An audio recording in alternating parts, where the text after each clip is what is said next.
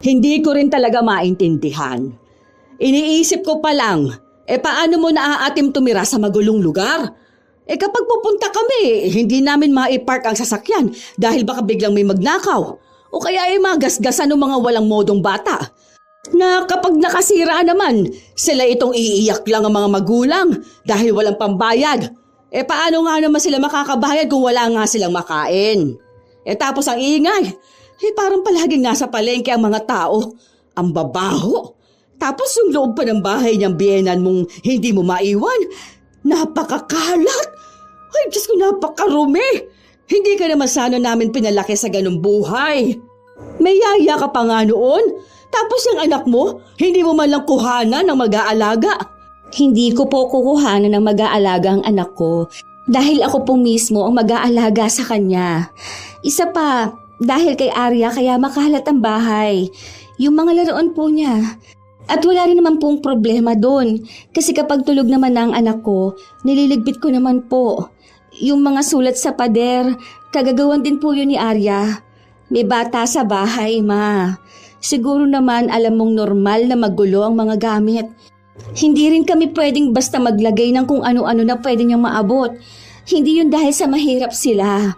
O sa palagi ninyong sinasabi na walang pinag-aralan. Saka huwag niyo na pong idama yung mga tao na wala namang kinalaman sa atin. Mabait po si Mama Vanji. Ayoko rin lumaki ang anak ko na spoiled. Gusto kong makita niya rin ang isang side ng buhay kung saan lumaki ang tatay niya. Hindi yun bilang parusa, kundi pagmulat sa kanya na kahit may pera kami at mas may kakayahan kaming makuha ang mga gusto namin, hindi siya magiging matapobre katulad ng lola niya. Dahil alam niya ang buhay ng mga mahihirap. Hindi yung nakatingin lang siya sa baba na para bang iniisip na siya ang dapat tinitingala ng mga tao dahil lang sa mayaman siya. Yun po sana ang magets nyo, ma. Minsan, isa sa dapat na pakisamahan ay ang pamilya ng asawa ng iyong anak. Ito ang iyong mga balae. Ngunit paano kung magkaiba kayo ng pamumuhay? Ganon ang dinaranas ni Evangeline sa kanyang mga balae. Ang problema niya sa pagiging matapobre nila. Yun din ang sitwasyon na magdadala sa kanila sa isang leksyon na sadyang bibit-bitin nila ng panghabang buhay. Magagawa pa kayang magbago ng isang taong may nakasanayan ng pag-uugali o magiging bilanggulang din ng sarili niyang kasalanan? Balae, sige, umupo na muna kayo rito. Hindi kayo nagsabi na pupunta kayo. Pasensya na ha, hindi pa nakapaglinis ng bahay. Ang dami kasi naming ginawa ngayon. Tapos kababalik ko lang galing ng palengke. Ay, salamat. O ano, kumusta naman ang benta ng isda ngayon? May nagsabi sa akin na matumal daw. Oo, matumal nga ngayon. Hindi kami masyadong nakakaubos. Dati kasi, bago mag-alas 3, nauubos na ang paninda. Hindi katulad ngayon. Ano ba naman tong bahay nyo? Ang baho pa ng sofa. Hindi nyo man lang ba ito nililinisan? Paano naman ang apo ko rito? Antonio, ano ba? Di ba nga sinabi na hindi pa nakakapaglinis? Kaya nga ang daming kalat sa paligid. Sa kamalay mo, kaya ganyan ang amoy ng sofa dahil minsan basa sila na umuupo dyan. Wag mo nang punahin lahat ng nakikita mo. Nag-aalala lang ako para sa apo ko. Bakit kasi ayaw nilang tumira sa bahay? Doon mas maayos at mas malinis. Dito pagpasok ko pa lang amoy ko na ang malansang paligid eh. Baka magkasakit naman ang bata. Hindi balae. Kasi ano yan, natapunan yan nung kinakain ni Arya kanina. Hindi pala agad nila nalinis. Sus, para namang amoy pawis na hindi ko maintindihan. Buti nasisikmura nyo tong ganitong amoy. Sa bahay namin ayaw ng anak ko ng ganito. Ewan ko kung bakit ba nagtitiis siya rito. Ang sakit sa ilong. Tonyo, di ba kinausap na kita kanina? Na huwag kang ganito kapag andito na tayo sa kanila. Oo, alam naman natin na mabaho ang bahay nila dahil malapit din ito sa kanal. Pero alam mo rin naman na masaya dito ang anak mo. Ako, pasensya ka na balae ha. Ito kasing asawa ko, alam mo na. Ay, oo nga pala. Baka may tubig kayo malamig. Nauuhaw na ako. Nasaan pala si Rita? Oo, sandali, kukuha ko ng tubig. May pinuntahan lang sila, pero alam ko nasa jeep na sila, pauwi na. Agad na ring umalis si Evangeline para pumunta sa kusina at kumuha ng tubig. Habang ang mag-asawa naman nilang bisita ay nakatingin lang sa paligid ng bahay. Baka sa mukha nila ang pangmamata sa itsura ng bahay ng kanilang balae. Doon kasi nakatira ang kanilang anak. Ilang beses na nilang kinausap si Rita na bumukod na lang sila ng bahay o kaya ay sa kanila na lang manirahan. Pero mismong anak nila ang nagsasabi na gusto nila sa poder ni Evangeline. Kaya sa tuwing dadalaw sila sa kanilang apo, nakikituloy din sila sa maliit na bahay ng kanilang balay. Tingnan mo nga yan. Bakit naman nakakalat pati ang mga damit ng apo ko? Tapos pati ang pader nila, ang daming mga sulat. Hindi ko kayang tumagal dito. Nakikita ko pa lang ang itsura ng bahay, nangangatin na ako. Ay, isipin mo pa ha. Tuwing uuwi siya galing ng palengke, amoy malansa siya. Ay, hindi ko maisip kung anong buhay ng anak natin dito. Bakit kasi ang tigas ng ulo nitong si Rita? Ilang beses na kasing pinagsabihan. Pwede naman silang bumukod ng bahay. Ikaw rin kasi may kasalanan eh. Una pa lang sinabi ko na sa'yo na ayoko dyan kay Jonathan. Ikaw tong konsentidor na ina, ayan tuloy. Mahirap ang napangasawa ng anak natin. Mabait naman si Jonathan. Magalang pa. Maganda rin naman ang trabaho niya. Kaya alam ko talaga na kaya niyang buhayin ang anak natin. Sa totoo lang, kaya naman talaga niyang bumili ng bahay nila. Baka kamo may umaawat sa kanya. Pinipigilan siguro ng ina. Natigilan na lang si Sally sa kanyang sinasabi matapos niyang makita ang kanyang balae na lumalabas ng kusina, bitbit ang isang pitsil at 2 baso. Inilapag ito sa maliit na lamesa matapos hawiin ang laruan ng bata na nakapatong doon. Ay, ito na ba yon, balae? Mahilig kayong gumamit ng plastic na baso, ano?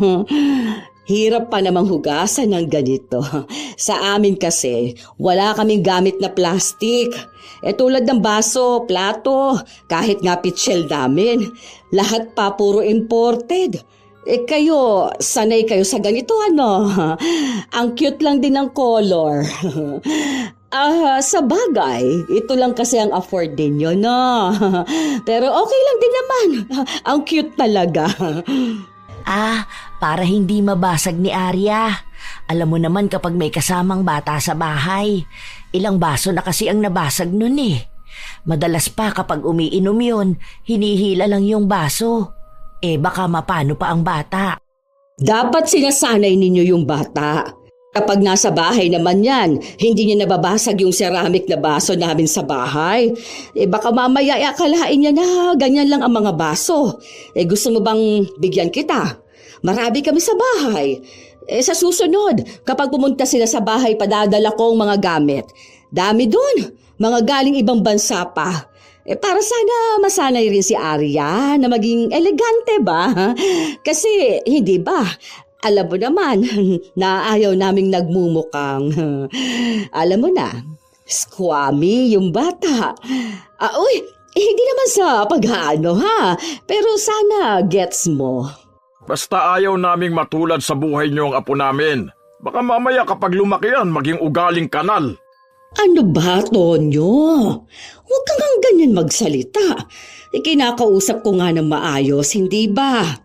Ikaw kamo. Ikaw naman, pinagdidiinan mo ugaling kanal sila. Hindi na nakapagsalita pa si Evangeline matapos na dumating si Rita kasama ang bata. Dahil doon, nabaling na lang ang atensyon nila kay Arya. Pero isa na naman sa kanilang napuna ay ang ayos ng bata. Hindi natuwa ang mag-asawa matapos na makitang hindi ganun kalinis ang apo. Pero ang sabi lang ni Rita, naglaro kasi ang anak niya. Pero paliliguan naman niya yun. Pinagalitan naman siya dahil dito. Sinabi sa kanya na huwag niyang hahayaan ang kanyang anak na maglaro sa kalsada dahil baka makakuha ng kung ano-anong sakit. Lalo na't marumi ang kanilang paligid. Maging maselan daw sa bata at huwag igaya sa mga batang gusgusin na nasa labas. O ano, hindi pa rin ba kayo nakakapagdesisyon kung kailan kayo lilipat sa bahay? Lumalaki ng anak mo. Baka naman gusto mong magkaroon ng mas magandang environment. Ma, ilang beses ko na bang sinabi na hindi nga kami lilipat ng bahay? Okay naman kami rito ha. Si Mama Vanji lang naman din ang kasama namin dito. Saka para namang sinabi mo na hindi ko na pagtutuunan ng pansin ang anak ko. Ang sinasabi lang naman ng mama mo ay yung klase ng pamumuhay na kalalakihan ng bata. Gusto mo ba yung ganyan na magulo at maingay? Kahit na anong pagtatanggol mo sa pamilya ng asawa mo, kitang-kita namin ang buhay nila. Pa, 5 years na kaming kasal ni Jonathan. Hanggang ngayon ba hindi niyo pa rin tanggap? Tinatanggap na nga namin. Ang hindi namin tanggap ay yung pinagsisiksikan niyo ang pamilya niyo rito. Bakit hindi ba kaya niyang si Evangelina tumira sa bahay na mag-isa? Mukha naman malakas pa siya dahil nagbebenta pa naman siya ng isda sa palengke. Magtatalo-talo na naman tayo rito. Basta yun na po ang desisyon namin. Saka, nagbabalak din naman kami ni Jonathan na magkaroon ng sarili naming bahay. Pero sa ngayon, mas iniisip namin na iipunin na lang muna namin. Malapit na rin kasi mag-aral si Arya. O saan nyo naman balak pag-aralin ng bata? Huwag ninyong sabihin na sa public school lang. School pa rin yun, Ma. Hindi public school lang. Napangiwi na lang ang labi ni Sally matapos yung sabihin ng kanyang anak.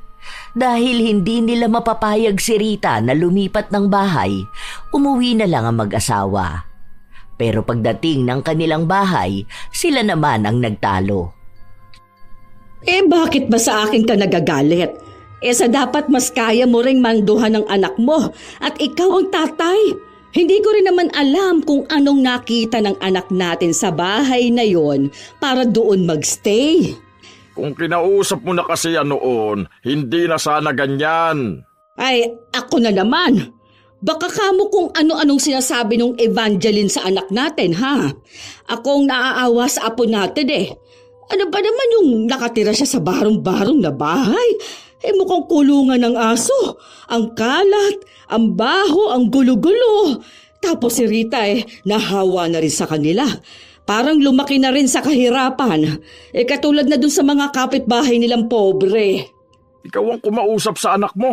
Hindi pwedeng sa public school mag-aaral yung apo ko. Naku, sinasabi ko sa'yo, walang matututunan yan doon. Baka maging basagulero lang ang bata. Alam mo naman mga nag-aaral sa public school. Si Evangeline na lang ang kakausapin ko. Mukhang doon lang nakikinig si Rita. Sa paglipas ng mga araw, mas napapadalas na ang pagbisita ni Sally sa bahay ng kanyang balae. Habang ang asawa niya ay nasa kanilang bahay lang. Hindi naman ganun kayaman ang kanilang pamilya, pero kumpara sa buhay ni na Evangeline, mas nakakaangat sila. Isang beses pa, pumunta si Sally sa bahay ni na Evangeline kung saan naabutan niya itong kasama ang kanilang apo at wala si Rita. May inasikaso kasi sila ni Jonathan. Pupunta ata sila sa PSA. Kaya heto, pinakiusap muna sa akin ng bata. Come here, baby. Don't touch it. That's dirty, okay? Come to mamita. Dapat tinuturuan nyo ng English ang bata. Hindi ba sinabi ko na yun kay Rita? Sinabi ko na rin yun. Lagi kong pinapaalala yung sinasabi mo.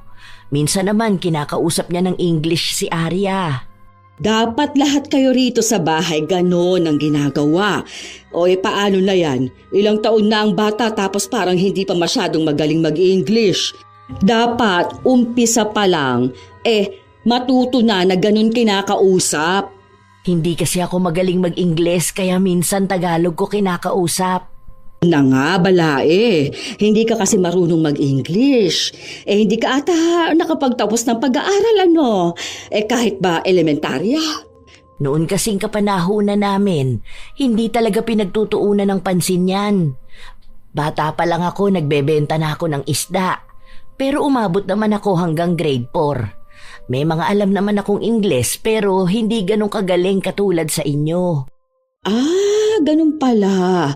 Kaya pala hanggang ngayon, nagbebenta ka pa rin ng isda. Ako kasi umabot ng kolehiyo. Oo, naging kabuhayan na namin tong pagbebenta ng isda. Saka pinapatigil na nga ako ni Jonathan eh. Ako lang talaga ang makulit.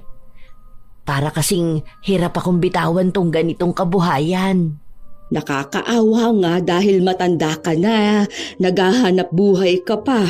Ganyan talaga kahirap ang buhay nyo, dapat kapag ganyang edad, nagpapahinga na eh. Baka nahihirapan ka na dito, nakikitira ang anak ko. Ikaw na lang kaya ang kumausap sa kanya at sabihin na sa bahay na lang sila tumira. Sinabi ko na yan kay Rita nung nakaraan pero ayaw naman niya. May nakita pa nga akong paupahan doon sa kanto eh. Kako sa kanilang mag-asawa, subukan naman nilang bumukod. Malaki naman na ang bata.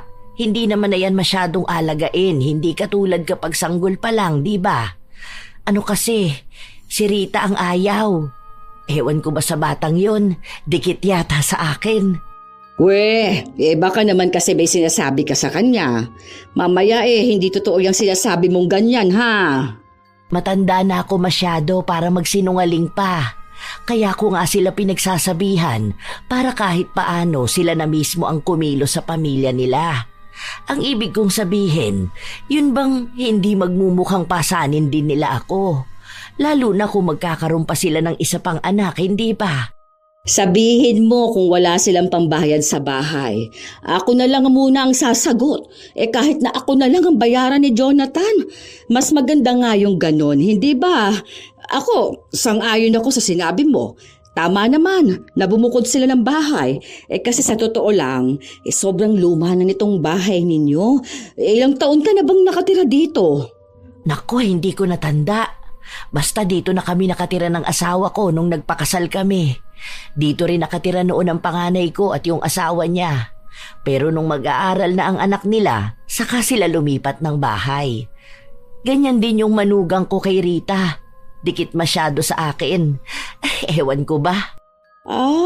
May pag-asa pa palang umalis sila rito. Basta ganun na lang ang sabihin mo sa kanila, ha? Ako na lang kamo ang bahala sa bahay. Okay lang kahit wala ka na munang ambag. Naiintindihan naman namin na wala rin kita sa pagbebenta ng isda. Kunin ko muna si Arya, ha? Sabihin mo lang kay Rita, ako na lang din magbalik sa bata bukas. Kain ka na muna rito. Nagluto ako ng paksiw. Ay naku, hindi na. Sa bahay na lang. Meron kami dong lechong manok. Saka hindi ako masyado sa malansa. Hindi na rin ako magdadala ng damit ni Arya, ha? Kasi meron siya doon sa bahay. Bagong bili namin sa mall. Para magkaroon din siya ng bagong damit. Hindi ganito na mukhang sa ukay-ukay na bili. Hindi na lamang nagsalita si Evangeline. Hinatid na lang niya ang dalawa sa sakayan ng jeep. Tuwang-tuwa naman si Sally dahil kahit na paano ay makakasama niya ang kanyang apo. Isa rin sa nararamdaman niya kay Evangeline ay ang selos dahil nakukuha nito ang atensyon ng bata na palagi niyang kasama. Natatakot siya na baka balang araw ay mas mahal ni Arya ang isa niyang lola kaysa sa kanila. Pagkarating nila ng bahay, agad ding pinaliguan ni Sally ang apo at pinasuot ang pinagmamalaki niyang mga damit na binili niya. Next time, don't play dirt, okay? Hindi sumagot ang bata. Nakatingin lang siya sa kanyang laruan. Pero kinuha rin yun ni Sally.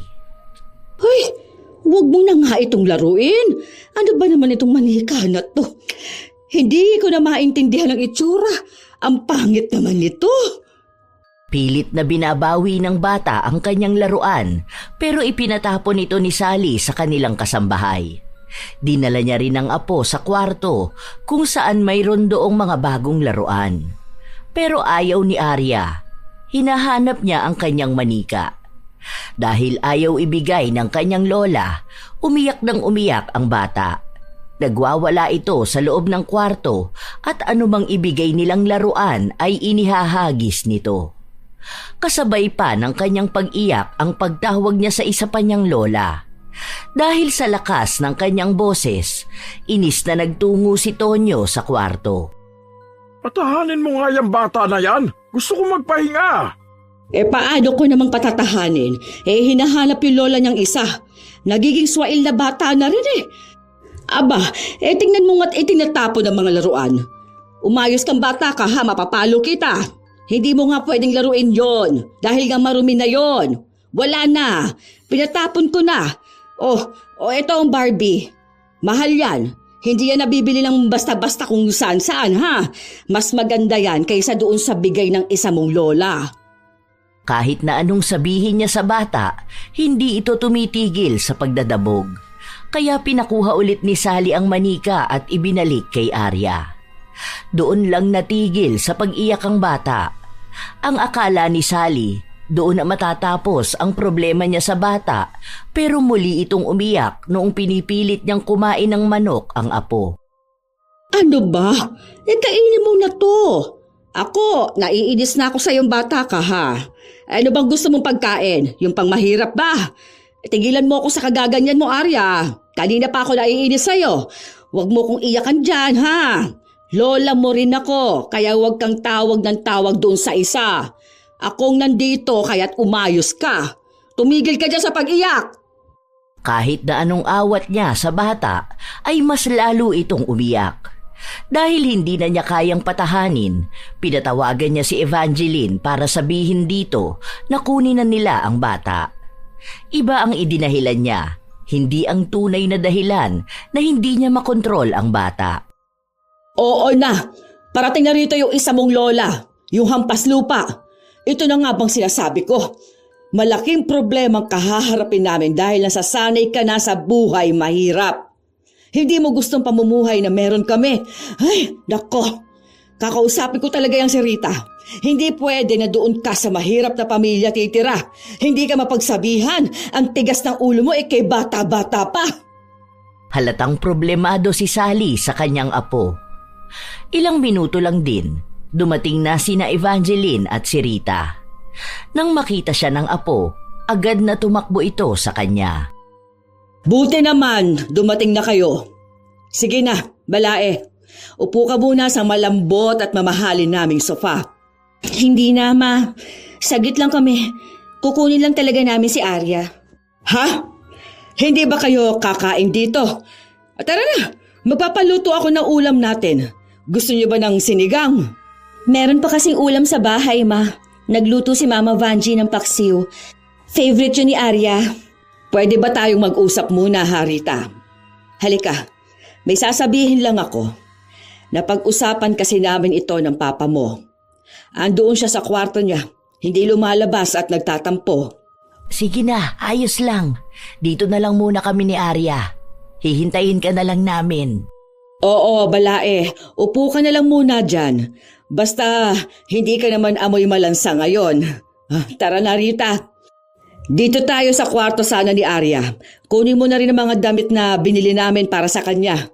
Galing pa ito sa mall, kaya mahal yan. Tungkol saan po ba, Ma? Ano?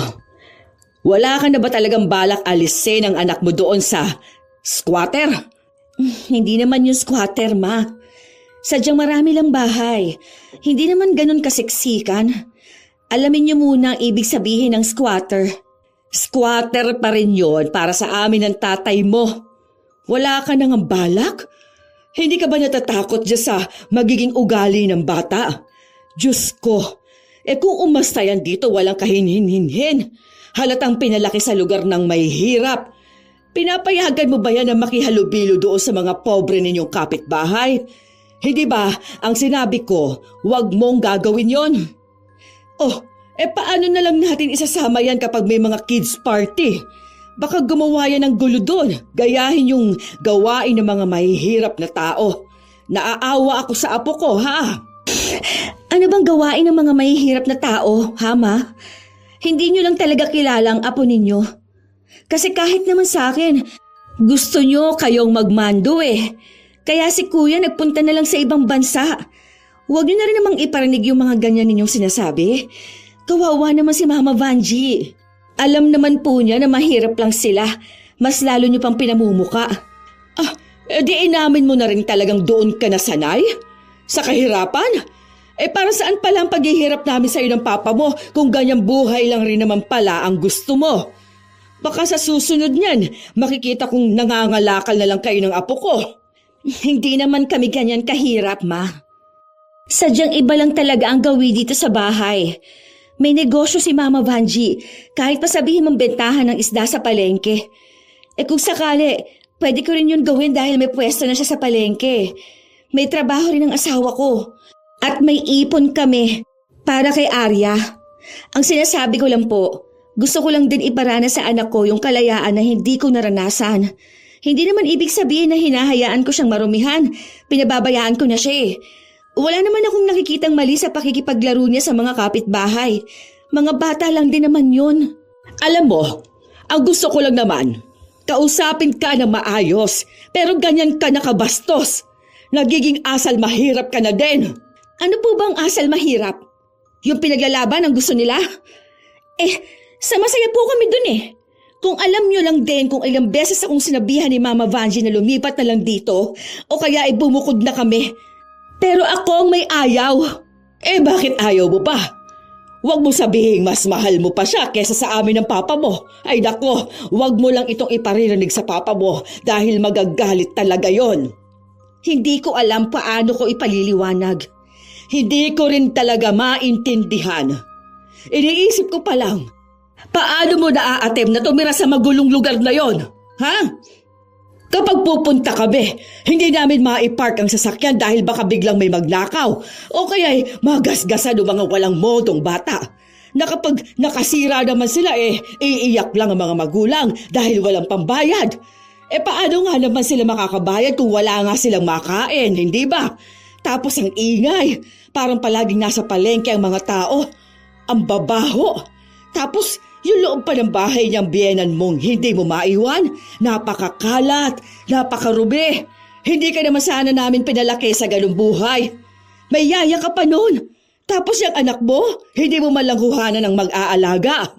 Hindi ko po ikukuha ng mag-aalagang anak ko dahil ako mismo ang nag-aalaga sa kanya. Isa pa, dahil kay Arya kaya makalat ang bahay. Yung mga laruan niya. At wala naman kaming problema doon. Kasi kapag tulog naman na ang anak ko, nililigpit ko naman po. Yung mga sulat sa pader, kagagawan din yun ni Arya. May bata sa bahay, Ma. Siguro naman alam mong normal na magulong mga gamit. Hindi rin kami pwede basta maglagay ng kung ano-ano na pwede niyang maabot. Hindi yun dahil sa mahirap sila o sa palagi mong sinasabi na walang pinag-aralan. Saka, huwag niyo na pong idama yung mga tao na wala namang kinalaman sa atin. Mabait po si Mama Vanji. Ayaw ko ring lumaki ang anak ko na spoiled. Gusto ko makita niya rin ang isang side ng buhay kung saan lumaki ang tatay niya. Hindi yon bilang parusa, kundi pagmulat sa kanya na kahit may pera kami at mas may kakayahan kaming makuha ang mga gusto namin, hindi siya magiging matapobre katulad ng lola niya. Dahil alam niya ang buhay ng mga mahihirap. Hindi yung nakatingin lang siya sa baba na para bang iniisip na siya ang dapat tinitingala ng mga tao dahil lang sa mayaman siya. Yun po sana, ma-gets nyo, Ma. Hindi na naghintay pa si Rita na magsalita ang kanyang ina. Agad na rin silang umalis. Hindi na niya hinanap ang kanyang ama para magpaalam. Dahil sa mga salitang sinabi niya, mas lalong nakaramdam ng galit ang ina. Hindi niya matanggap na gano'n na lang siya sasagutin ng anak. At para sa kanya, walang kwenta ang mga salitang sinabi nito. Nalaso na talaga niyang Evangeline ang utak ng anak ko. Naging utak squatter na eh. Kung ganun lang kadali na bago ang ugali ng anak kong lumaki sa karangyaan, paano pa kaya ang apo ko? Hindi to pwede. Kailangan kong gumawa ng paraan. Dapat mapalapit sa akin ang apo ko. Kahit na ayaw nilang magpunta sa bahay ni na Evangeline, pinilit niya ang kanyang asawa na makisama sa kanilang balae. Nang sa gayon, makita ng kanilang anak kung paano sila nagiging mas malapit sa kanilang apo. Yun na lang ang tanging paraan na naiisip ni Sally. Isang araw, nag-aya silang kumain sa labas. Wala si Jonathan, kaya si Rita at ang anak nito ang kasama. Naroon din si Evangeline. Sige na, order na kayo. Ikaw babalae, ano bang gusto mo rito? Alam mo bang basahin kung ano tong nasa menu? Paano niya malalaman kung wala naman niyang pinag-aralan? Ang alam lang ata niyan iba't ibang klase ng isda. Tonyo, ano ba? Kinausap na kita, hindi ba? Ang sabi ko, huwag kang magsasalita ng ganyan. Kaya nga tayo nasa labas para maranasan naman ni Balae ang kumain sa sosyal na restaurant. Alam mo na nga na hindi pa siya nakakakain sa ganito dahil mahal. Talagang sasabihin mo pa. Pasensya ka na ha, Balae. Parang pangmamaliit ata ang ginawa ninyong pag-aaya sa amin, Ma. Sige po, pakihiwalay na lang ang bill dahil may pambayad kami. Ako nga ang nag-aya, ibig sabihin akong magbabayad. Tinatanong ko lang naman kung ano bang gusto niyang kainin, minamasama mo na naman. Para naman po kasing may iba kang sinasabi. Huwag na kayong magtalo. Andito tayo para maging masaya. O sige, kahit ano na lang sa akin. Totoo naman na hindi ko mabasa ang nakasulat Siguro, ito na lang. Salamat sa libre mo, Balae. Tingnan mo. Kung si Evangeline nga walang problema sa kanyang sinabi ko. Alam niyang walang mali doon. Nakasimangot lang si Rita kahit na sa pagkuha nila ng litrato. Nagpanggap lang siyang nakangiti nung pinagalitan siya ng kanyang ama. Habang kumakain sila, kung ano-ano na lang din ang kanilang napag-uusapan.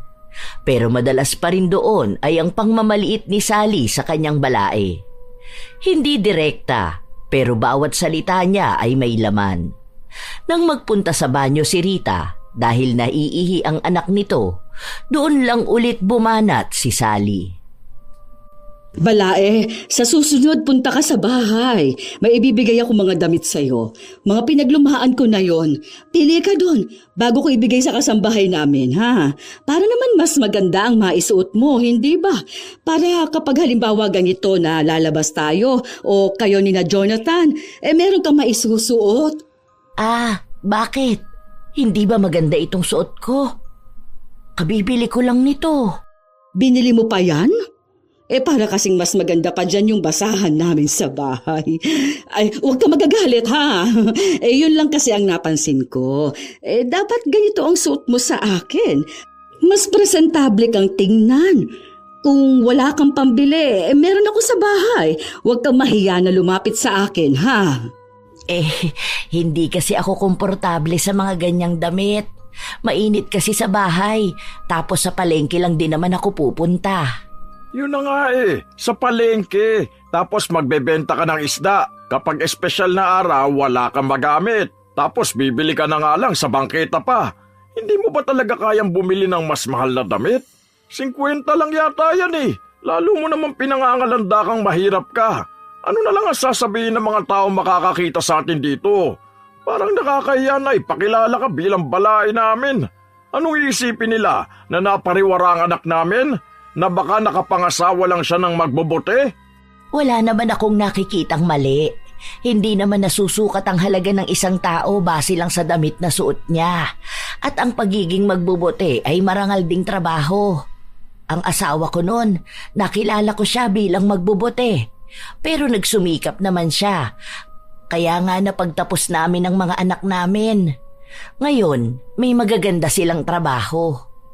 Tapos hindi ka pa rin makaalis dyan sa pagiging mahirap mo. Dito kasi ako komportable.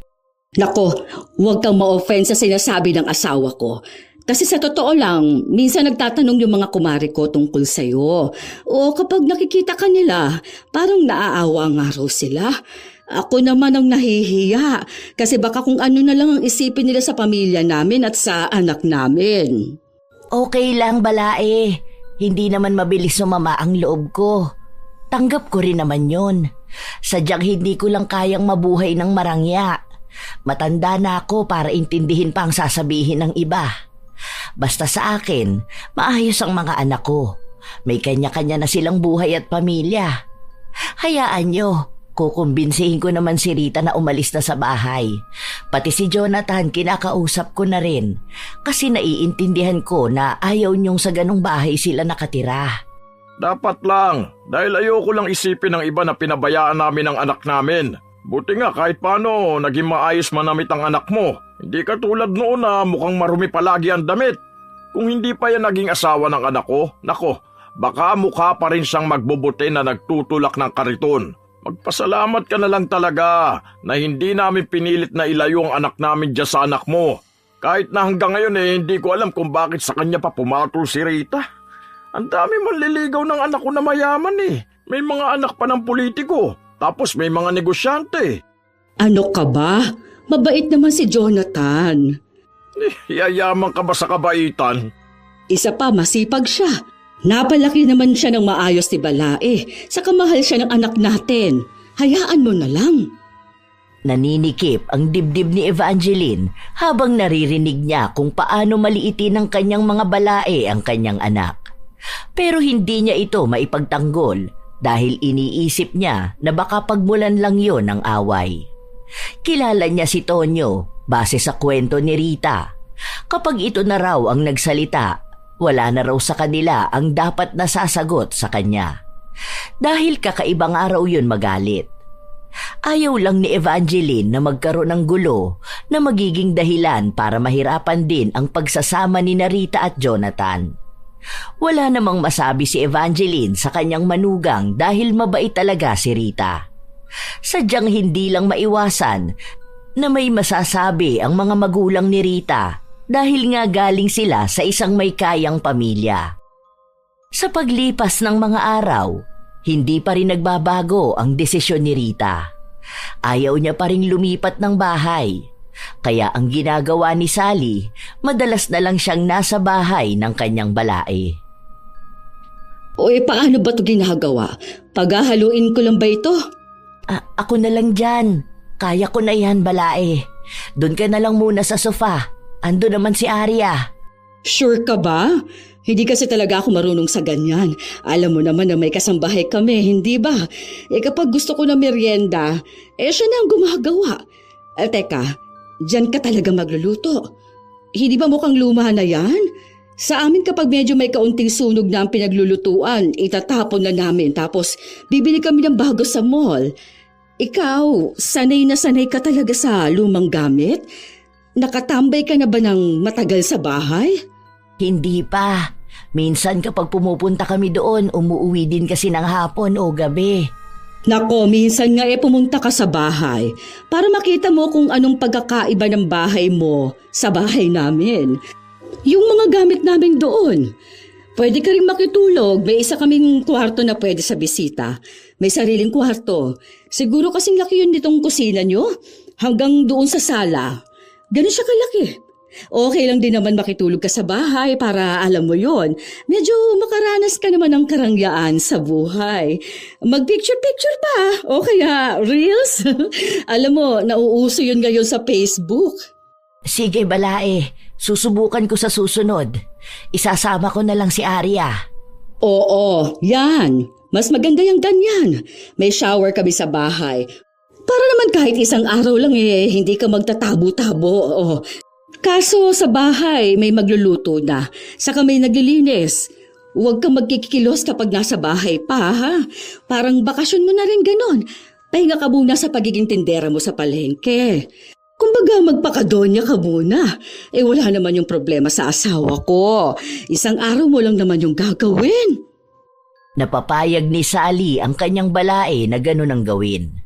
Noong araw na walang pasok si Jonathan, nagsabi siya sa mga ito na bibisita muna sila ni Arya sa bahay ni Sally. Noong una, nais pa sana ni Rita na sumama sila. Pero sinabi ni Evangeline na mas maganda kung magkaroon ng oras para sa isa't isa ang mag-asawa. Dahil laging abala si Jonathan sa trabaho, nawawala na sila ng panahon para sa kanilang pagsasama. Sinigurado naman din ni Evangeline na wala namang mangyayaring masama. Gusto niya lang ding sanayin si Arya sa lugar ng isa pa nitong lola. Malayo kasi ang loob ng bata, kaya para matigil ang selosan, pagbibigyan niya si Sally. Hinatid ni na Jonathan ang dalawa bago sila umalis at lumabas na sila lang dalawang mag-asawa. Mabuti naman nagpunta kayo. Nag-order ako ng pizza. Wala ngayon si Tonyo, andun siya sa mga kumpadre niya. Naglalaro sila. Sige na, umupo ka na. Huwag ka mahiya ha. Try mo, mas malambot yung sofa namin kaysa doon sa inyo. Nadama ang kahoy. Salamat. Oh, kita mo ba yung kortina na yon? Bagong bili lang namin yan. Galing pa yan ng ibang bansa. Meron ako rito mga pinaglumaan kong kortina. Pwede mong gamitin sa bahay nyo. Palitan mo yung nasa pinto at yung nasa bintana. Mas maganda yung ibibigay ko. Hindi yung tig 35 sa bangketa. May quality ang tela. Huwag ka na mahiya ha. Ibibigay ko na lang yun sa'yo kaysa ipatapon. Kapag kami kasi may bagong gamit, alam mo na, itinatapon na namin ang luma. Sayang naman yon. Yung iba pwede naman siguro labhan ulit. Hindi ganyan ang gawain ng mga mayayaman, balae. Yung sa inyo kasi, kahit na lumang-luma na, hindi nyo pa rin tinatapon. Di ba ganun kayo? Alam ko kasi sa mga mahihirap, madalas yan silang nangihinayang ba sa mga gamit nila. Kahit na dapat na itapon na, hahanapan pa nila ng paraan kung paano magagamit. Yung mga lasog-lasog na damit, ginagawa nyo pang basahan. Kami kasi kapag feeling naming luma na, ayun, pamigay sa kasambahay. Kapag ayaw nila, di tapon. Ayaw na namin yung mga lumang gamit na pinapatagal sa bahay. Ganon nga rin ang pansin ko sa mga mayayaman. Iba-iba talaga siguro ang ugali ng tao. Kasi sa amin kahit luma, basta malinis at nagagamit pa. May halaga pa rin. Hindi kasi lahat ng bago maganda. Minsan yung luma, yun pa ang matibay. Kaya hanggat kaya pa, gagamitin pa rin talaga namin. Tipid na rin siguro. Yun talaga ang pagkakaiba ng mga taong mayaman sa taong dukha. Pero ikaw, balae, dapat iba na ang gawin mo. Wala ka naman na rin pinapaaral. Saka wala ka na rin asawa. Bakit hindi ka nalang lumipat ng bahay? Doon sa mas maganda. Total, sunod ng sunod sa iyong anak ko What if ikaw na lang ang lumipat? Huwag ka mag-alala. Tutulong kami ng asawa ko para sa bagong bahay niyo. Alam naman namin na hindi mo kayang bumili ng bago. Kasi nga naman, hindi mo nga mapaayos ang bahay mo ano sa tingin mo, ha, balae? Ayokong umalis dun sa bahay namin. Salamat na lang sa alok mo, balae. Pero kasi, bahay na namin yun simula pa noon. Pundar namin yun ng asawa ko. Pangit man yun sa paningin nyo, pero maraming alaala doon. Lalo na noong bata pa mga anak namin. Sa hirap ng buhay namin noon, dati tagpi-tagping yero at kahoy lang yon. Pero nung nagkaroon kami ng negosyo dito sa pagbebenta ko ng isda, napaayos namin kahit na paano. Kaya yung bahay namin na yun ang saksi sa lahat ng pagsusumikap namin ng asawa ko. At yun na lang din ang alaala na meron ako sa pamilya ko. Alam ko naman yon. Pero ilang taon na naman nang patay ang asawa mo, hindi ba? Para naman makamove on ka na rin. Kahit saan ako lumipat ng bahay, kahit mansyon pa ang ibigay mo sa akin, hindi ko pa rin ipagpapalit ang bahay ko. Mukha man yung basura para sa'yo o sa inyo, pero hindi nyo alam kung gaano yun kahalaga sa akin. Siguro yun din ang nakita ni Rita sa bahay, kaya ayaw niyang umalis. Baka kasi merong kakaiba sa bahay namin na wala sa bahay nyo. Ikaw naman pala Ano namang meron sa bahay nyo na wala sa bahay namin? Mga daga ba o mga ipis? Tingnan mo naman tong bahay namin. Hindi mainit kasi mataas ang kisame. Sa inyo ang init dahil walang kisame. Diretso bubong na. Malaki itong bahay namin. Ang gaganda ng mga gamit, mga branded, mga bago pa, pati gamit sa kusina, pati mga kwarto. Kaya huwag mong ipagkukumpara ang bahay mo sa bahay namin. Ikaw lang ang masasaktan, balae. Huwag mo masyadong i-down ang sarili mo, ha? Ayoko pa namang tingnan mong mas mababa ka dahil lang sa mahirap ka. Hindi naman material na bagay ang tinutukoy ko. Dahil kung yan ang labanan, alam kong talo talaga kami. Mula pa lang sa mga kutsara niyong mamahalin, mga platong palaging masasarap na pagkain ng laman. Pero iba ang tinutukoy ko na sana malaman mo rin. Baka yun ang hinahanap ng anak mong hindi niyo maibigay noon. Wala naman akong ibang alam na hindi ko kayang ibigay sa anak at apo ko. Ibig lang sabihin, sa material na bagay ka lang mayaman. Ay, huwag na nga ganyan ang usapan natin eh. Feeling ko, nasaktan kong damdamin mo dahil sa mga nasabi kong katotohanan. Tara na, kumain na tayo. Arya, apo ko, halika rito kay Mamita. Kain ka na ha. Ikaw rin bala eh. Masarap yung ganyang pizza. Hindi ka pa ata nakatikim niyan kasi mamahalin kasi yan. Yung pizza ata na nabibili nyo yung sa labas lang. Magkano ba yun? Yung tig 83 pesos. Yan, libo halaga niyan kaya sulitin mo na ha. Enjoy ka lang dyan. Huwag ka mag-alala. Mararanasan mo ring maging mayaman dito sa bahay namin. Habang nananatili sa bahay ni Sally si Evangeline, kung ano-ano na namang ibinibida ni Sally. May mga ipinapakita siya sa kanyang balae na akala niya ay hindi pa nito nakita. Ginagawa niyang ignorante, habang si Evangeline naman ay hinahayaan niya lang ding ganon ang gawin sa kanya. Wala naman yun para sa kanya. Mas pinag-iigting niya lang ang kanyang pag-unawa sa kanyang balae. Dahil iniisip niya na maaaring ganun talaga ang ugali nito, na gusto niyang ipakita na mas angat siya sa iba, na nais niyang ipagsigawan na sadyang mayaman nga siya. Sa paglipas ng mga araw, hindi pa rin tumitigil si Sally sa pagkumbinsi sa kanyang anak na lumipat ng bahay, pero ayaw talaga ni Rita. Sinasabi lang sa kanya nito na may asawa na siya at hindi pwede na nanay niya ang magdedesisyon para sa kanya. Katulad kung paano siya nito kontrolin noong bata pa siya. Isang araw, magkasama ang mag-asawa sa kanilang bahay. Pinag-uusapan ang magaganap na kaarawan ng kanilang apo. Nagsabi na ako sa mga kumpadre ko, pupunta raw sila. Pati na rin ang mga kumari ko. Pati mga anak nila. Total kids party naman yon, kaya ang sabi ko, dalhin din nila mga apo nila. Nasabi mo na ba kay Rita? Pati yung doon sa nakausap natin na mag-cater na handa. Mamaya ko sasabihin kapag punta ko sa kanila. Dadalhin ko itong damit na ipasusuot para sa birthday ni Arya. Pagsabihan mo rin yung balae mo na huwag magsuot ng basahan ha. Makikita na naman siya ng mga kamag-anak natin. Ano na namang sasabihin ng mga yun? Baka yung iba mapagkamalan pa siyang katulong. Mukha pa naman. Baka sa kanya magpakuha ng tubig o baka siya pa maghugas ng plato. Kahit kamo minsan magsuot naman ng disenteng damit. May dala nga rin akong damit para sa kanya. Aba, hinanap ko pa to. Kasi nga, hindi ko na masyadong ginagamit. Baka walang pambili eh. O baka sa bangketa na naman siya maghanap ng damit niya. O doon sa, sa ukay-ukay. Kung hindi siya mag-aayos, wag na siyang pumunta dahil nakakahiya ka mo. Naiisip ko pa lang ang magiging itsura niya. Nakikita ko na magmumukha siyang pulubi sa birthday ni Arya. Baka mas maayos pa sa kanya yung mga magsaserve ng pagkain. Oo na, sige na, alis na ako. Pagkarating sa bahay ng kanyang balae, wala roon si Evangeline. Ang naabutan lang ni Sally ay ang kanyang anak na nagsasampay sa labas. Ay, ano pa naman yan, Rita?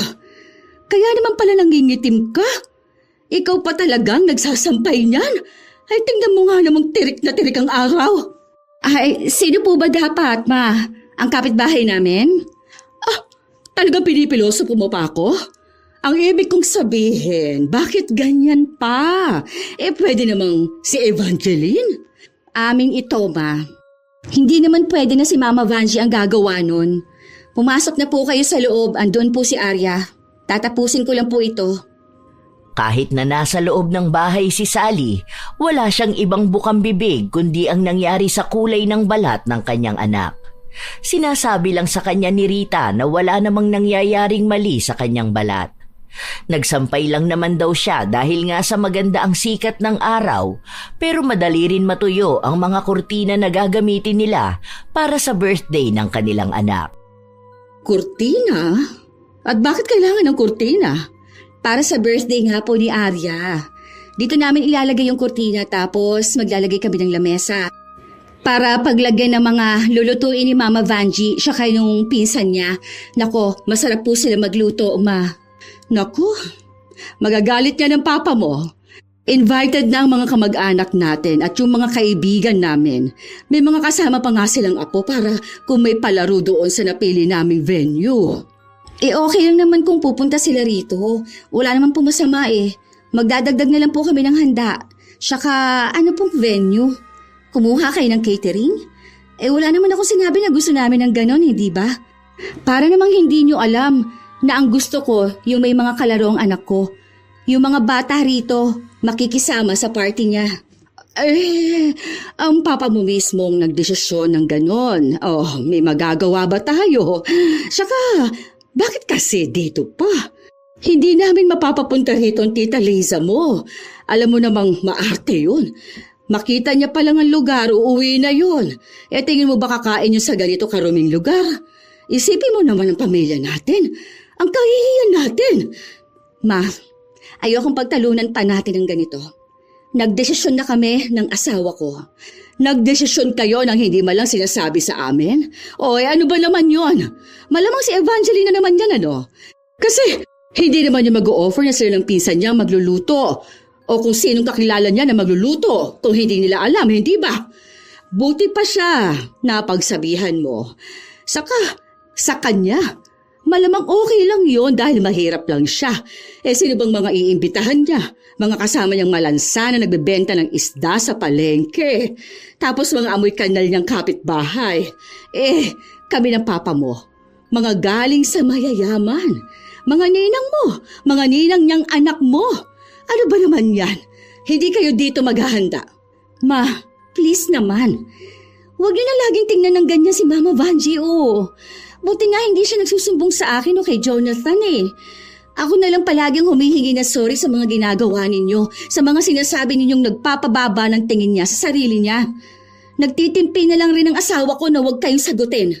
Kulang na lang ipaharang niya kayo dyan sa labas para huwag na kayong makapasok dito. At ngayon sinasabi mo sa aking ipaharang niyo ako sa mga adik na tambay dyan sa labas? Opo, ako ang magsasabi sa kanila kung hindi kayo titigil. Alam naman ni Mama Vanjie na mahirap lang siya.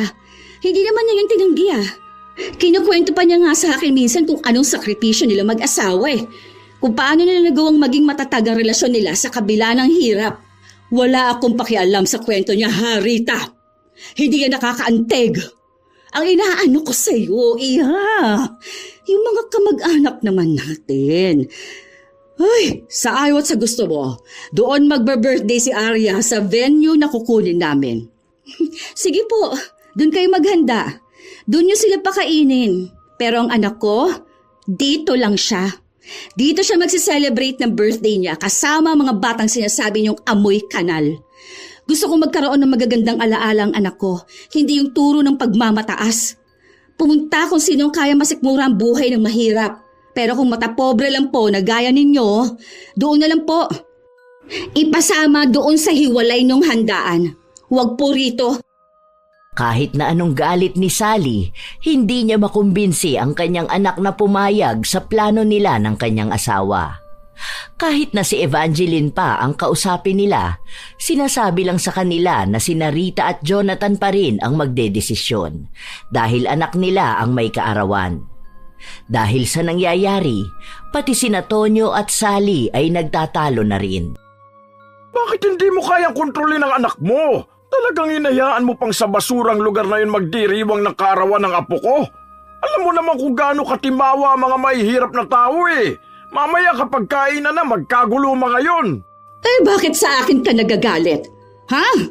Kasalanan ko ba tigas ang ulo ng anak mo? Sinabi ko na sa kanya yan na kung gaano kapatay gutom ang mga kapitbahay nila. Tapos mga gusgusing bata pang gusto niyang maging imbitado. Pero ano ba ginawa niya? Hindi naman siya nakinig sa akin. Yung balay mong amoy isda, dapat yun ang pagsabihan mo. Sinabi ko na nga sa'yo na ayaw niya rin, hindi ba? Palibhasa may lagay siguro siya makukuha. Ang kapal talaga ng mukha ng babaeng yun. Ayaw pa sigurong ipaimbita sa atin ang mga kamag-anak natin. Hindi pwedeng ganyan, gawan mo ng paraan. Kung pwede, kahit ipabarang mo siya, gawin mo na lang. Ayokong dong gaganapin sa basurang lugar na yun ang birthday ng apo ko. Ayokong makihalubilo sa mga timawa. Ang lalagkit nilang tignan, Tapos kapag umahangin pa, naamoy ko pa yung mabaho nilang amoy. Mga amoy pawis na hindi ko maintindihan. Basta ayoko ron. Ikahihiya kong imbitahin ang mga kumpadre ko kung sa ganong klase ng lugar. Lugar na mga dukha. Walang ibang naintindihan si Sally sa sinabi ng kanyang asawa maliban na lang sa sinabi nitong ipabarang. Matagal na yung sumagi sa kanyang isip pero hindi niya ginagawa. Dahil hindi naman siya masyadong naniniwala sa ganon. Pero mukhang yun na lang talaga ang bagay na kailangan niyang subukan para lang wag matuloy ang handaan na nais ng kanyang anak. Kinabukasan, nagpunta siya sa kakilala niya. Nagtanong siya kung may kakilala ba sila na marunong sa mga barang. Ang isa niyang kaibigan ay may itinuro sa kanyang bahay. Nang makapunta siya, pinababalik siya sa susunod na araw at kailangan dala niya ang mga kailangan para magpabarang. Para makakuha ng buhok ni Evangeline, dumalaw siya sa bahay nito. "Balae, napadalaw ka. Hindi mo ba nasalubong ang dalawa? Kalalabas lang ni Narita at Arya." Hindi ko sila nakita. Baka nakasakay na sila nang bumaba ako. Saan daw ba ang punta? Parang magpapapicture ata para daw sa invitation. Hindi ko sigurado, basta yun ang sabi sa akin ni Rita. Oo nga pala. Teka lang, kukuha ko ng tubig. May ginawa akong merienda, baka lang gusto mo. Hindi ko alam kung kumakain ka ng palitaw. Sige lang, kahit tubig lang. Paalis na rin naman ako. Akala ko kasi andito si Rita. Umalis si Evangeline para magpunta sa kusina, habang si Sally naman ay napatingin sa isang tumpok ng buhok na nasa suklay. Pasimple niya yung kinuha at binulsa. Ilang sandali pa ay dumating na rin ang kanyang balae. Nagkaroon lang sila ng kaunting pag-uusap, tapos noon ay nagsuklay si Evangeline gamit ang suklay na pinagkunan ng buhok ni Sally. Nang sumapit na ang araw na babalik siya sa mambabarang, tuwang-tuwa siyang ibinigay ang buhok na nakuha niya. Balita niya rin, magaling ang mambabarang na yon. Kaya niyang patayin ang isang tao gamit lang ang isang insekto, pero hindi ganon ang pinagawa ni Sally. Gusto niya pa rin naman mabuhay ang kanyang balae. Ang tanging nais niya lang ay mailayo ang loob ng kanyang anak at apo. Upang sa ganon, mapilitan si Rita na sumunod sa kanya. Kapag nangyari yun, mapapasunod din naman nila si Jonathan. Tuwang-tuwa si Sally matapos niyang malaman na umiepekto na ang barang na pinagawa niya.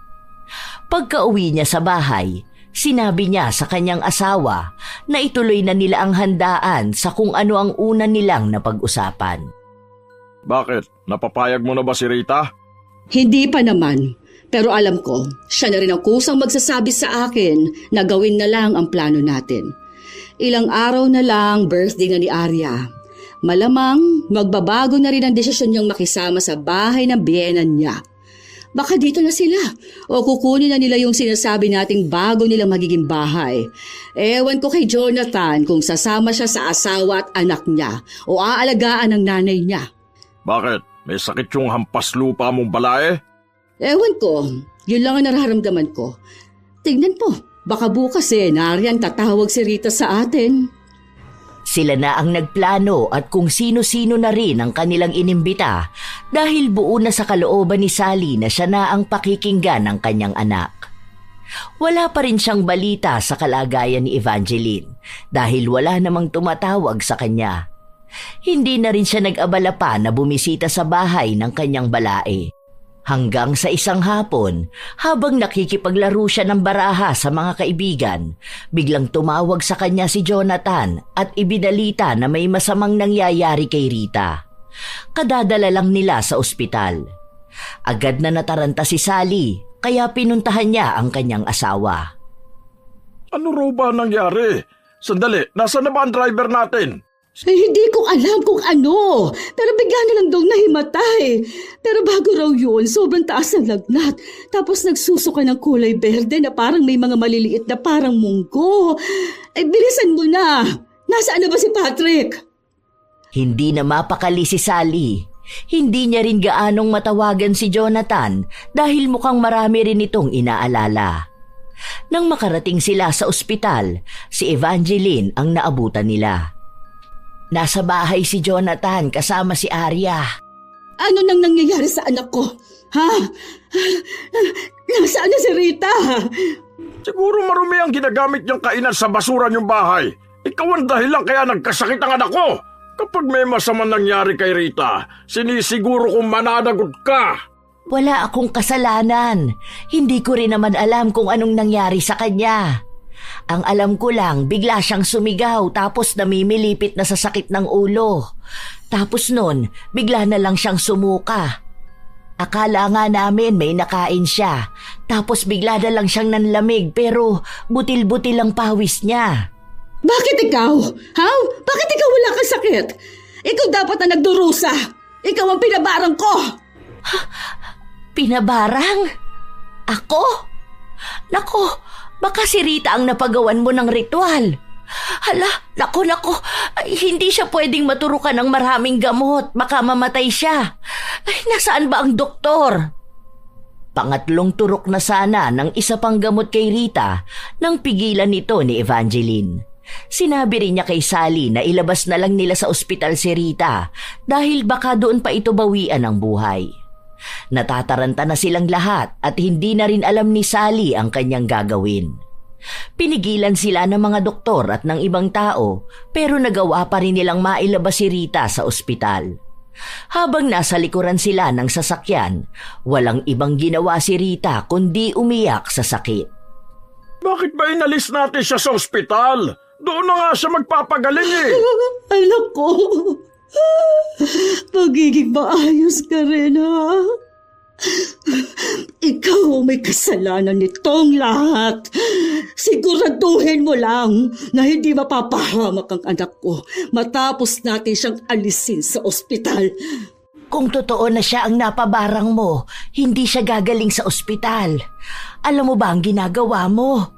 Ikaw mismo ang nagpahamak sa anak mo. Hindi biro ang pagpapabarang. Ikaw pa mismo ang papatay sa sarili mong anak. Ang sakit! Hindi ko alam kung saan ang masakit.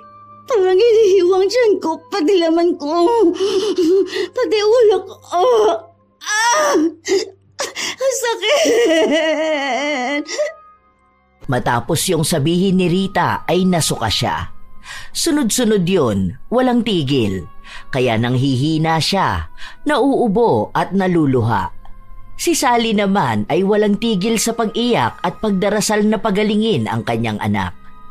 Panay siya hingi ng tawad sa Diyos pero patuloy pa rin namang sinisisi si Evangeline sa nangyayari kay Rita. Nang makauwi sila sa bahay, nagtaka si Jonathan kaya ipinaliwanag sa kanya ang nangyayari. Naniniwala si Jonathan sa barang dahil noong bata siya, ang kanyang lola ay may kakayahang lumaban sa mambabarang. Nagbigay pa nga ito ng proteksyon sa ina. Yun ang dahilan kung bakit hindi tinabla ng ritual si Evangeline. Nung una ay ayaw pang aminin ni Sally na totoo ang sinabi niyang nagpabarang siya para kay Evangeline. Pero dahil nanganganib na ang buhay ng anak, inamin niya ang kanyang ginawa. Halo ang buhok na nakuha niya sa suklay. At dahil si Evangeline lang ang may proteksyon, lahat ng bigat ng barang ay napunta kay Rita. Anong gagawin ko? Hindi ko kayang nahihirapan ang anak ko. Total, sa'yo naman dapat mapunta ang barang. Ikaw na ang gumawa ng paraan kung paano mo mapapagaling ang anak ko. Kung hindi dahil sa'yo, wala kaming ganitong problema. Dahil dyan sa pagiging hampas lupa mo. Huwag siyang sisihin mo. Ako may kasalanan dito. Tayo. Ikaw ang nagsabi dito. Bigla naman akong gumawa ng hakbang. Tapos ngayon, anak na natin ang nagdurusa. Oh, sorry, Jonathan. Sorry. Sorry, Evangeline. Sorry, anak ko. Tulungan mo kami, Balay. Tulungan mo naman ang anak ko. Hindi marunong manggamot si Evangeline, kaya tinawagan niya ang kanyang pinsang nasa probinsya. Yun lang ang kilala niyang may kakayahang lumaban sa mambabarang. Ang pinsan niyang yon ang madalas nakasama ng kanilang lola noon at sa kanya rin naipasa ang kakayahan. Pero kailangan pa nilang maghintay ng ilang araw pa dahil malayo ang kinaroroonan nito. Mag-eroplano na siya. Ako na ang magpapadala ng pera para mapadali ang pagpunta niya rito. Ano, maghihintay pa kami ng ilang araw? Papanoorin ba namin ang anak namin na nahihirapan? Kahit magkano kailangan niya ipapadala ko. Basta magmadali siyang pumunta rito. Handang ilabas ni Tonyo ang lahat ng pera nila, wag lang magdusa ng matagal ang kanilang anak. Ang pinakamabilis na paraan para makarating ang albularyo ay kinabukasan pa ng umaga. Hindi makauwi sa bahay nila ang mag-asawa dahil ayaw nilang umalis sa tabi ng kanilang anak hanggat hindi pa ito gumagaling. Naging malamig naman ang pakikitungo ni Jonathan sa kanyang mga biyenan. Hindi lang dahil sa nangyayari kay Rita, kundi dahil pinagtangkaan pa nilang barangin ang kanyang ina. Hindi lang sinabayan ni Jonathan ang galit ang sitwasyon dahil kailangan muna niyang masigurong nasa maayos na kalagayan ng kanyang asawa. Pero hindi niya kakalimutan ang ginawa ni Sally. Habang nasa loob ng kwarto si Rita, naroon din ang kanyang ina. Ma, hindi ko na to kaya. Sobrang sakit na. Ang hirap nitong nararamdaman ko. Ang daming masakit, Ma. Huwag ka mag-alala, anak ko. Magiging maayos ka rin, ha? Sorry, patawarin mo si Mama. Hindi ko sinasadya, anak ko. Hindi mo na kasi dapat ginawa kung hindi pa sa akin napunta. Hindi mo pa aaminin ang kasalanan mo. Bakit? Patawad, anak. Gusto ko lang naman makinig ka sa akin. Ayaw mo kasing sundin ang mga sinasabi ko. Naisip ko, baka kapag hindi mo na malapitan si Evangeline, makikinig ka na sa akin. Hindi si Mama Vanshi ang may problema. Hindi niya ako minamanduhan. O kahit ang asawa ko,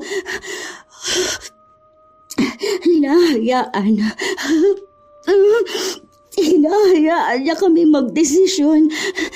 Ilang beses na rin niyang sinabi na lumipat kami sa mas magandang bahay. Pero ako, huwag ka na masyadong magsalita, anak. Tama na. Nahihirapan ka na eh. Naiintindihan ko na. Alam ko na. Alam ko na ako talaga may mali. Ako ang nagpumilit sa inyo. Hindi lang kasi namin maintindihan ang papa mo kung bakit mas gusto mong maging mahirap. Kaya naman namin ibigay sa iyo ang lahat, anak. Dahil dito, malaya kami ng anak ko. Hindi namin kailangan sumabay sa gusto nyo na dapat palagi magpapakita ng maganda sa iba. Gusto ko rin. Gusto niyang maranasan kung anong buhay ang meron kapag sila lang ang nagsusumikap. Yun ang palagi niyang sinasabi sa akin kapag kinukumbinsi ko siyang sumama na sa inyo. Wala naman akong magagawa kung masama ang tingin niyo sa akin dahil alam ko naman na mababa lang ako, na mahirap ang pinagmulan ko. Alam ko yun. Yung mga pakunwari mong panlalait sa akin, hindi ko lang pinapansin. Kaya sa tuwing nagkakausap tayo, lagi kong sinasabi kay Rita na mas maganda ang plano niyo para sa kanila. Pero siya ang nagpupumilit. Dahil sinasabi niya na may pera nga kayo, pero kahit kailan, hindi naging masaya ang bahay niyo. Naaalala mo ba ang sinabi ko sa'yo na meron sa bahay namin ang wala sa mansyon niyo? Yun ay ang kalayaan at pagmamahal. Yun ang hindi kayang bilhin ng pera. Oo, may malaki kayong bahay, pero baliwala yun kung hindi yun tahanan. Iba ang tinatawag na tahanan. Doon mo mararamdaman ang pagiging malaya mo, ang pagiging ikaw sa sarili mo. Kahit pa walang mamahaling gamit, kahit pa walang kisame, yun sana ang maintindihan mo. Oo, alam ko na yan. Inaamin ko ng pagkakamali ko. Kasalanan ko naman talaga kung bakit hindi rin naging tahanan ng bahay namin. Kung bakit ni isa sa mga anak ko ayaw magstay doon. Dahil gusto kong pati sa paglaki nila, pati sa mga anak nila, ako susundin. Hindi ko sila hinayaan para sa sarili nila. Tapos, nang nakikita kong masaya siya rito, kahit na mahirap ang buhay, naiinggit ako. Bakit hindi ko yan makuha kahit na mas maganda naman sana ang buhay namin? Yun ang kinainisan ko sa'yo. Kaya nga, ngayon, humihingi ako ng tawad. Ang laki-laki ng pagkakamali ko. Kung hindi pa napahamak ang anak ko, hindi ko pa mapagtatanto kung anong mali ko. Alam ko, mahirap paniwalaan ang sinasabi ko, pero labis talagang pagsisisi ko. Baka sa mga mata ni Sally na totoo ang kanyang sinasabi. Kinabukasan, dumating ang albularyo. Agad din naman silang gumawa ng orasyon para kalabanin ang mambabarang. Pero sadyang malakas ito. Sa tuwing naglalaban sila, si Rita ang nagsasakripisyo. Walang humpay ang kanyang pagsigaw dahil buong katawan niya ang nakakaramdam ng kakaibang sakit. Kahit na anong awa nila, wala naman silang magawa. Hindi naman nila basta masasagip si Rita dahil malakas ang mambabarang na kalaban ng albularyo. Ano na mangyayari sa anak ko? Paano ko hindi nila matalo ang mambabarang? Ang balita ko noon, wala pas ni isang albularyong nakatalo sa kanya. Mukhang wala pa nga kahit isa. Halatang malakas. Hindi mahihirapan ng ganyan ang pinsan ko. Dahil ilang beses na yan nakasagupa ng mangkukulam at ibang mambabarang. Alam ko hindi pa siya nahirapan ng ganyan kalala. Paano kung matalo sila? Dalawa sila ni Rita na mamamatay. Naku po, Diyos ko. Pagalingin niyo po ang anak ko. Pangako, magbabago na ako. Hindi na ako magiging matapobre. Hindi na ako gagawa ng kasalanan sa iba. Hindi na ako lalapit sa mambabarang. Mataimtim na nagdarasal si Sally. Panay siya hingi ng tawad sa kasalanang nagawa niya. Patuloy siyang nangangako ng pagbabago basta mailigtas lang ang kanyang anak. Matagal ang inabot ng pakikipaglaban sa mambabarang hanggang sa natapos. Sila ang nanalo pero nahimatay ang albularyo matapos ang laban. Dahil hindi rin kinaya ni Rita ang nangyari, maging siya ay nawala ng malay. Iyakan lang ang narinig sa loob ng bahay. Hindi rin nila napansin na magkayakap na sina Sally at Evangeline. Ang pangyayari na yon ang nagsilbing malaking aral kay Sally. Lalo na't nanganibang buhay ng kanyang anak dahil sa kanyang kagagawan. Ilang linggo rin ang inabot bago bumalik ang lakas ni Rita. Palagi namang nakaantabay sa kanya ang kanyang biyenan at minsan doon na rin nakikitulog si Sally para mabantayan ang anak. Nang manatili siya sa bahay ni na Evangeline, napagtanto niyang magaan nga ang bahay. Nakakatulog siya ng maayos kahit na hindi ganon kalambot ang kama. Pero kahit na ganon, hindi pa rin siya pinapansin ni Jonathan. Masama pa rin ang loob nito kaya sinubukan niyang kausapin. Humingi siya ng tawad at sinabi niya na hindi naman kailangang madaliin kung sadyang mahirap magpatawad, pero handa naman siyang maghintay. Dahil sa nangyari, Hindi rin natuloy ang handaan noong kaarawan ni Arya, kaya naisipan nilang ituloy yon sa paraan na nais ni Narita. Sa araw kung kailan pwede na rin silang maghanda. Inimbitahan ko ang mga kumpadre ko. Sinabi ko ang location. Hindi ko alam kung sino ang pupunta. Siguro kahit wala na lang. Bahala sila. Basta maidaos ang kaarawan ng apo ko. Sa akin din. Pero ang pupunta lang sina Rose tapos sina Junibel. Di ko naman alam sa iba. May nagsabi sa akin na bakit sa squatter daw. Sinabi ko na lang na huwag na siyang pumunta kung maarte siya. Aba, tapos inahaway ko siya. Sabi ko, hindi niya ata alam kung anong ibig sabihin ng squatter. Saka maganda nga rito, ang daming bata. Magpapadagdag ako ng palaro at premyo para mas lalong masaya. Sige lang po. Salamat naman. Okay na sa inyo. Oo naman, anak ko. Basta kung ano ang gusto nyo. Desisyon nyo yan.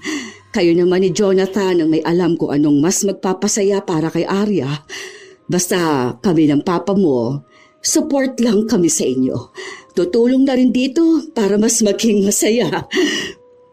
Natutuwa si Rita dahil sa wakas nakikitaan niya ng pagbabago ang kanyang mga magulang. Minsan lang, ang kanyang ama ay naiiwan pa rin ng pagiging maarte pero hindi naman na yun naging problema. Lalo na't marunong na itong makisama at humingi ng tawad sa kung ano man ang mali na kanyang nagawa. Sa paglipas ng ilan pang mga linggo at buwan, naging maayos na ang samahan ng dalawang pamilya. Wala na ang pakiramdaman ng pagkakaiba. Walang mahirap, walang mayaman. Lahat sila ay nagkaroon ng respeto at pagkakaisa. Isang beses pa, sama-sama nilang sinalubong ang bagong taon sa bahay ni na Evangeline. Happy New Year! Happy New Year, Balae. Happy New Year! Ang daming nangyari ngayong taon, pero masaya ako na sinalubong natin ang panibagong taon ng mas masaya at mas maayos. Ito ang isa sa mga masasayang taon ng buhay ko. At sorry din sa mga nasabi ko sa iyo noon, sa mga paulit-ulit kong panlalait sa iyo at sa pinagmulan mo. Ako rin, Balae. Sorry ha. Alam ko ilang beses ko na itong sinabi. Ano ba kayo? Wala na yun. Nakikita naman na nagbabago na kayo. Ganun lang talaga ang buhay siguro. Lalo na't iba-iba talaga tayo ng paniniwala. Ang mahalaga, nagbabago tayo at natututo tayong makibagay sa ibang tao. Basta, sa bagong taon na kakaharapin natin, gusto kong mas lalo pa tayong magkakilala lahat. At sama-sama nating subaybayan ang buhay ng ating mga anak at mga apo. Nang araw din na yon, narinig ni Sally ang pagpapatawad sa kanya ni Jonathan at sinabi sa kanya na masaya siya sa naging pagbabago ng kanyang ugali. Simula noon, naging mas maayos palalo ang kanilang samahan. Taon pa ang lumipas bago nagpasya ang mag-asawa na bumukod na ng bahay. Kaya pala hindi sila umaalis dahil may palihim na silang pinapagawang bahay. Naging gabay na lang ang kanilang mga magulang, lalo na sa desisyon ng kanilang mga anak. Napapadalas na rin na nagkikita sina Sally at Evangeline na nagmukhang matalik silang magkaibigan. Minsan talaga, hindi maiiwasan na may mga taong matapobre. Minsan balae, minsan ibang tao. Yung tipo ng tao na akala nila ay kung sino sila. Dahil lang may konting yaman o magandang bahay, tumitingin na ng mababa sa iba. Nakakalimutan nilang pare-pareho lang ang bawat tao at walang permanente sa mundong ito. Ang kanilang mga pananalita ay may halong panlalait. Ang bawat kilos may ipinapakitang pagyayabang. Pero ang hindi nila alam, doon palang lumalabas ang tunay na kahirapan. Hindi sa bulsa, kundi sa asal. Dahil kahit gaano pa karangya ang buhay mo, kung wala kang respeto sa kapwa, wala ring halaga ang lahat ng pag-aari mo. Sa mga matapobre, Lalo na sa mga nagiging balae, sana'y matutunan nilang pahalagahan ang pakikisama. Hindi kailangang ibaba ang iba para maramdaman na ikaw ay mataas. Dahil sa huli, pantay-pantay lang lahat. Maaaring iba-iba ang antas ng pamumuhay pero iisa lang ang pagkatao. Ang ganda, yaman o kapangyarihan ay lilipas, pero ang kabutihan at kababaang loob, yun ang tunay na kayamanan. Tandaan na ang ganda ng ugali ay mas makinang kaysa sa ginto. Meron talagang mga balae na ganun ang pag-uugali sa mag-asawang Tonyo at Sally. Kayo ba mga apo, nakatagpo na ba kayo ng katulad nilang matapobre? Ibahagi nyo naman ang inyong sariling karanasan dahil nais kong mabasa ang inyong opinyon at kwento. Shout out sa ilan sa mga masusugid na tagapakinig ng mga istorya ni Lola Telang. Jocelyn Balangkir, Irisabela Tuazon, Kyle Tycoon Galos, Merlita Ramirez, Hazel Fiesta, Arvid Shane Hoiberg Channel, Mary Joy Sabareza, Mary Generil Rhea Batiduan, Willaine Elicano, Ami Pacana, Kimberly Pahadan, Allen Heron, Fritz Love 2834, Teresita Vito, George Ativo. Shout out din sa inyo, Charlene Fernandez, Lynn Buro, Hanhan Sambalilo, Honey Austria, Charmaine Ebon, ZL, Rosemary Casonete, Melanie Rillo, Mamsi G's Kitchen, Glory Lee Olivo, Cram Marker, Ana Orada, Sharon Dueñas, Gemini 29, Angelina Reyes. Salamat sa pakikinig nyo, Rosita Saclote, It's Me Neri Domingo, Amelia Tranate, Remy Hervasio, Dadsky Antenorio, Beth Lisa, Chris Gel Mamado, Team Mira TV, Assorted Love Hurts KSA, Razel Kimpo, Janet Cisneros, Irene Yapana, Nana, Josephine De Peñosa, Teresa Liorca. Salamat at shout out din sa aking mga apo na walang palyang nagmamahal, sumusuporta, nakikinig at nagbibigay ng komento tungkol sa istorya. Ito ang inyong Lola Telang at maraming salamat sa palagi ninyong pakikinig mga apo.